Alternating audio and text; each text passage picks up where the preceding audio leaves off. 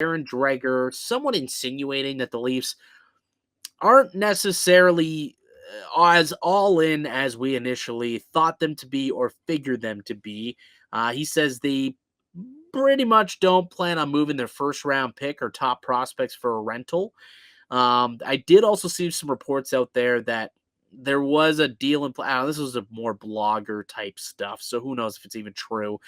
But apparently there was some sort of deal in place. Dallas made an offer for John Klingberg, and it included a first-round pick, and Toronto was not willing to give up that first-rounder. So it seems like they're not interested in giving up first-round picks or top prospects for rentals. How do you feel about that? Does that make you feel good, feel bad? Does that mean that you're probably thinking the deadline might go a little bit more differently if this in fact is the case? What's your thoughts here?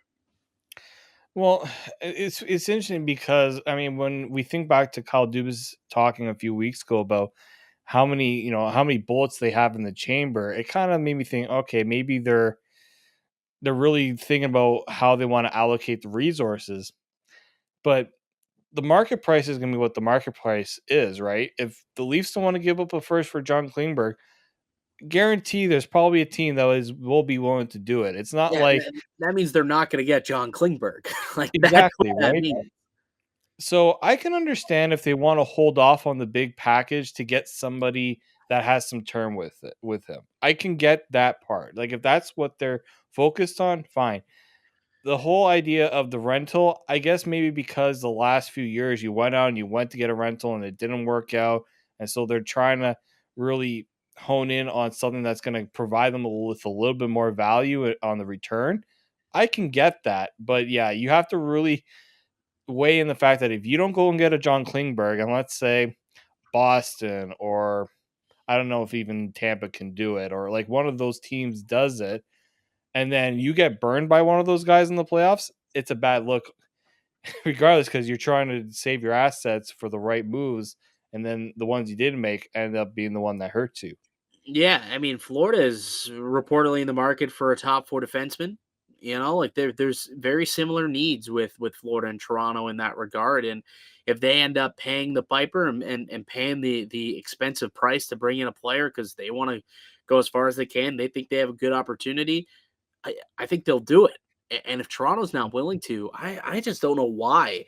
Like the way that I look at this for if I'm Kyle Dubas and perhaps he has more assurance behind closed doors that, maybe his job is not in jeopardy if it's a first round loss again this year. But I mean, there's a good possibility that his job could be in jeopardy if they are out in the first round again. So, in my estimation, why wouldn't you go all out to make sure that you win a round? Remember when Columbus did this a couple of years ago? Like, this was a team who had never, ever won a round in their history. And they went out and they got, who did they go out and sign? They had Duchesne, Panarin signed it. Yeah, right. So they got Duchesne. they They went got Zingle. Zingle, and then they made one other They decent. kept Panarin and Bobrovsky. Like those were considered their own rentals. That's what it was. That's what it was. So they had an opportunity to move them for at the deadline, but they kept them and then added to that. And it was people were saying, "Wow, that's kind of silly. You're going to allow these guys walk, plus you're giving up these picks. This team's going to be in peril for years to come." But to them, they needed to get out of the first round. They needed that to happen for their fan base. So it was worth it to them just to win that round. It was worth it.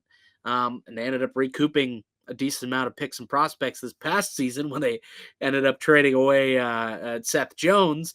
But, I wonder if Toronto, I think they should be in the same boat where it's we got to win around here and we got to put ourselves in the best position to do that.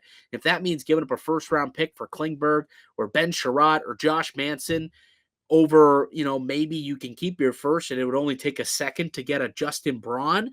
I mean, that's a swing and a miss to me. I'd rather give up more capital and give this team a better opportunity than worry about the future. I guess I'm at the point where I'm willing to risk and mortgage the future to make sure that this team has the best opportunity to win in the present.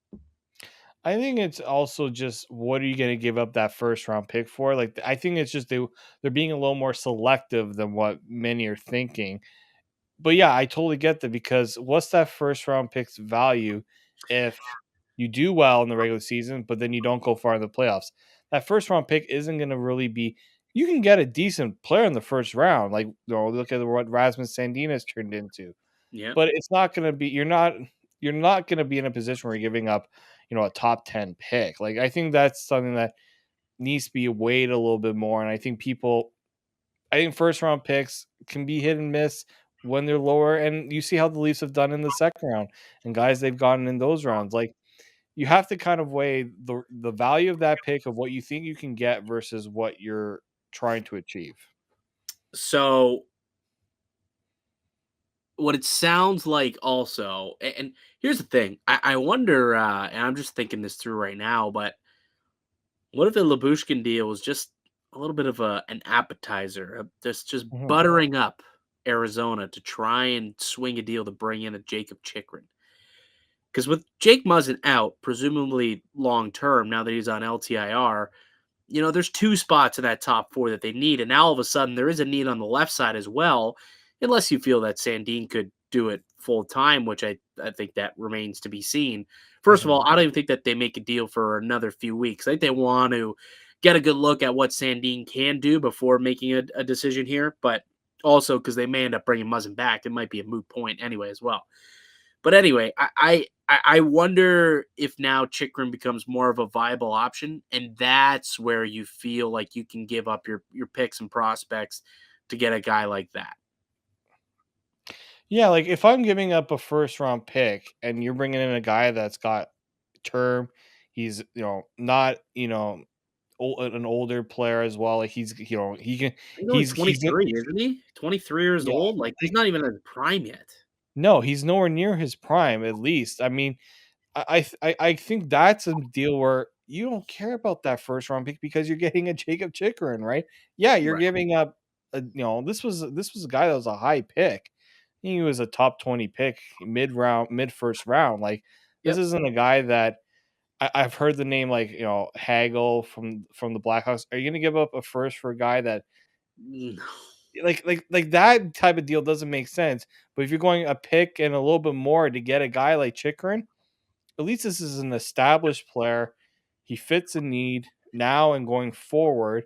And if you have to move away from a guy that hasn't established himself, maybe Arizona is trying to get Erasmus Sandin or Timothy Lilligan return. You have to weigh the. I know they would like to see what they have in Erasmus Sandin, but you already know what Chikrin is, and there's probably a lot more he can provide in terms of upside. Yeah, it's gonna be a fun 3 weeks here before the trade deadline coming up on March 21st. It'll be 3 weeks on Monday.